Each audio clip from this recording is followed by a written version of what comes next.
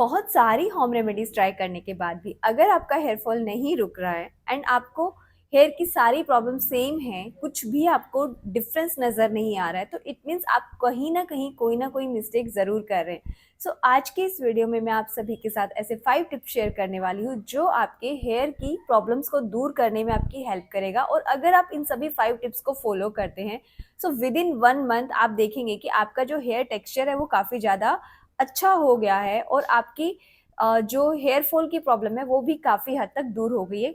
अगर आप ये सारे टिप्स रेगुलरली फॉलो करते हैं तो आपको हेयर फॉल की प्रॉब्लम होना भी बंद हो जाएगी। सो पहला जो स्टेप है वो ये कि हमारा पेट हमेशा अच्छे से क्लियर होना चाहिए, यानी जब आप मॉर्निंग में उठते हैं तो आपको बहुत अच्छे से आपका पेट साफ होना चाहिए।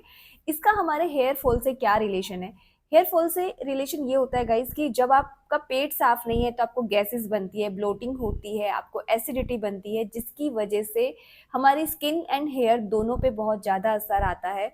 तो ये ज़रूरी है कि हर रोज़ आपका जो पेट है वो अच्छे से साफ होना चाहिए।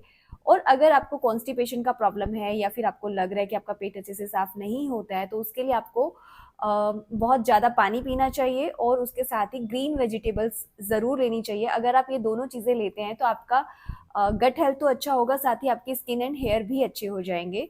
सो ये जो टिप है ये बहुत ज़्यादा इंपॉर्टेंट है। जो लोग अपने हेयर फॉल से बहुत ज़्यादा परेशान है वो 1 महीने के लिए इस तरह से अपना जो डाइट लेकर देखें जिसमें आपके रो वेजिटेबल्स हों और पानी का इंटेक बहुत ज़्यादा हो। सो अगर आप अपनी डाइट को बहुत अच्छा कर लेते हैं तो ऑटोमेटिकली आपकी जो हेयर और स्किन की प्रॉब्लम है वो काफ़ी हद तक दूर हो जाएगी।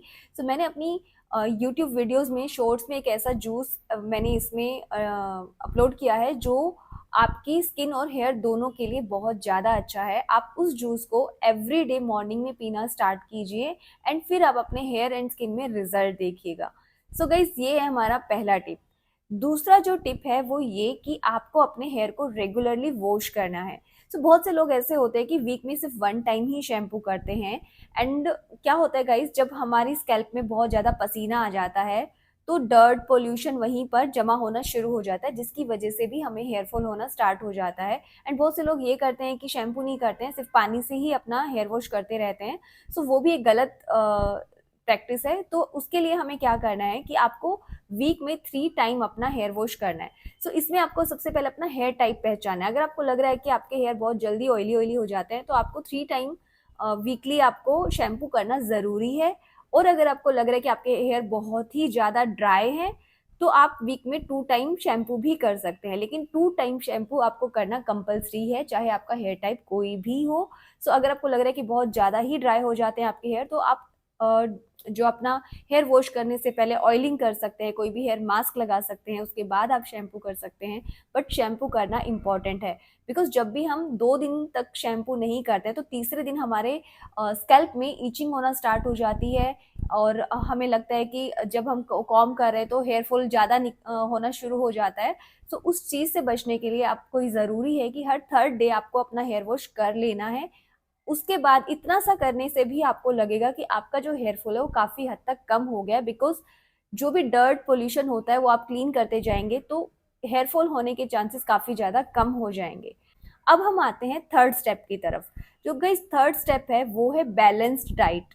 सो गाइस बहुत से लोग क्या करते हैं कि डाइट को उतना ज़्यादा इंपॉर्टेंस नहीं देते हैं। सिर्फ आप पैक लगाने से या फिर सप्लीमेंट्स लेने से आपके जो हेयर है वो अच्छे नहीं होंगे। सो यहाँ आपको अपनी डाइट को बहुत प्रॉपरली खाना है, यानी आपको डाइट कैसी लेनी है। ये मैं ये नहीं कह रही कि आप खाना पीना बंद कर दीजिए, आपको अपनी डाइट में रो वेजिटेबल्स को ऐड करना है और लिक्विड चीज़ों को ज़्यादा ऐड करना है। एंड उसके साथ ही वेजिटेबल्स जो फ्रूट्स होते हैं, वेजिटेबल्स होती है जो रॉ फॉर्म में होती है, जो नेचर से हमें मिल रही है वैसी ही फॉर्म में आपको उसे खाना है।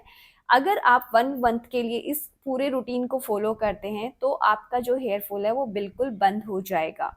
सो गाइज अब हम आते हैं अपने फोर्थ स्टेप की तरफ। जो फोर्थ स्टेप है गाइज वो भी बहुत ज़्यादा इंपॉर्टेंट है। ये स्टेप है ऑयल मसाज करना। सो गाइज ऑयल मसाज करने से पहले आपको सबसे पहले अपने हेयर टाइप को पहचानना है। जैसे हमारी स्किन के टाइप्स होते हैं वैसे ही हमारे हेयर के भी टाइप्स होते हैं। तो जैसे कि स्किन हमारी ऑयली होती है, ड्राई होती है, कॉम्बिनेशन होती है, उसी तरह से हमारे हेयर की पोरोसिटी से हम चेक करते हैं कि हमारा हेयर टाइप क्या है। सो उसके लिए आपको एक अपना हेयर का छोटा सा स्ट्रैंड तोड़ना है एंड उसको पानी में डाल देना है। अगर वो आपका जो हेयर है वो पानी में ऊपर तैरता रहता है, इट मीन्स आपकी जो हेयर की पोरोसिटी है वो लो पोरोसिटी है।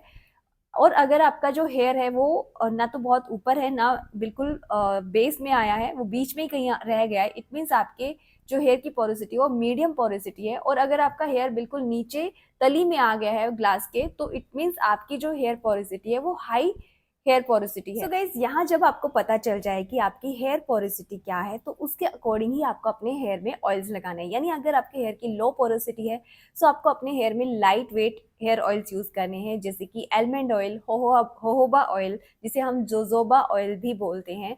सो इस तरह के ऑयल्स आपको अपने हेयर में लगाने हैं।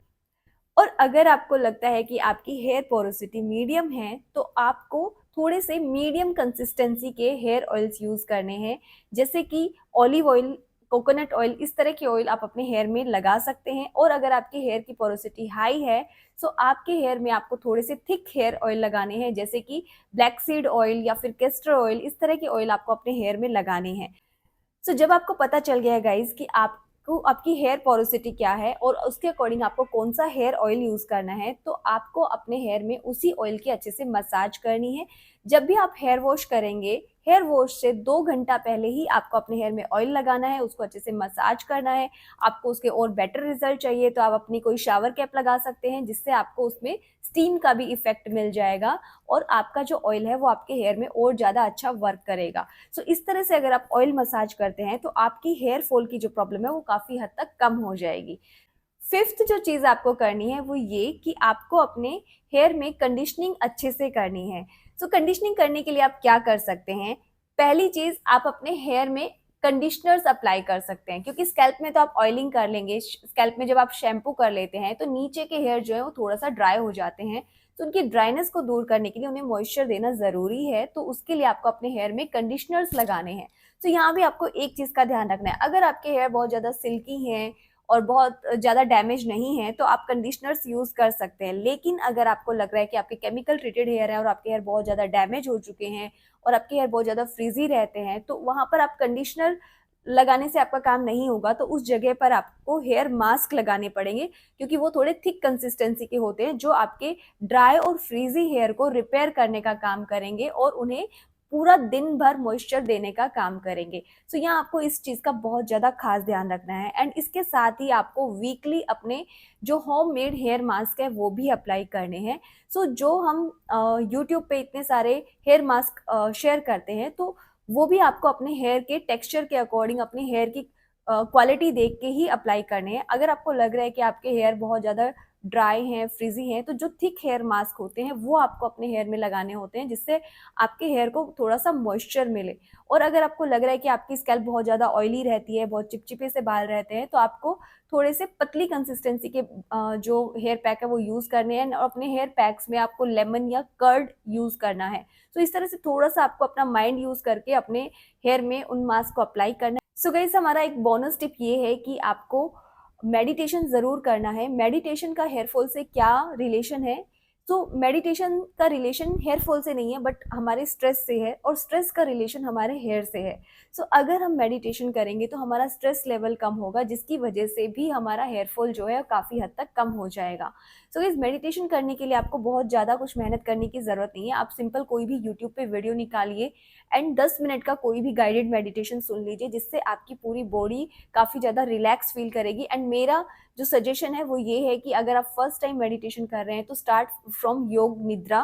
तो आप यूट्यूब पे सर्च कीजिए कि हाउ टू डू योग निद्रा, या फिर 10 मिनट योग निद्रा, जो भी आप टाइप करेंगे तो आपको एक योग निद्रा का एक कोई भी वीडियो आएगा। आप उसे सिर्फ लगाइए और सुनिए, जिससे आपको काफ़ी ज़्यादा mentally and physically relief feel होगा। उससे आपकी पूरी बॉडी थोड़ा हल्की हो जाएगी एंड आप थोड़े ही दिनों में देखेंगे कि आपको बहुत अच्छी नींद आने लगी। आपको बहुत अच्छी नींद आएगी तो आपका जो पेट है वो अच्छे से साफ होगा एंड ऑटोमेटिकली वो 1 बाय 1 करके आपकी सारी प्रॉब्लम सोल्व होना शुरू हो जाएगी।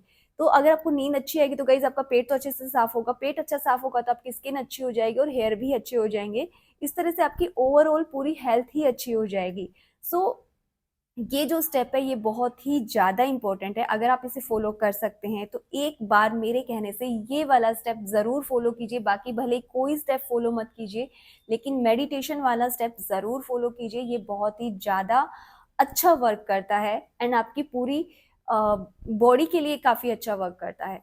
सो दैट्स इट गाइज, आज की वीडियो में बस इतना ही। आई होप आप लोगों को मेरे ये टिप्स हेल्प करेंगे और आपका जो हेयर फॉल का प्रॉब्लम है वो काफ़ी हद तक कम होगा। और अगर आपको मेरी वीडियोस पसंद आ रही हैं और आप चाहते हैं कि मैं ऐसे ही और टॉपिक्स पे वीडियोस बनाऊं, तो प्लीज़ मेरी वीडियोस को लाइक, सब्सक्राइब एंड शेयर ज़रूर करना एंड उन सभी के साथ इसे ज़रूर शेयर करना जिसे इसकी सबसे ज़्यादा ज़रूरत है। मिलते हैं अभी अपनी नेक्स्ट वीडियोज़ में, तब तक के लिए बाय गाइज, थैंक यू।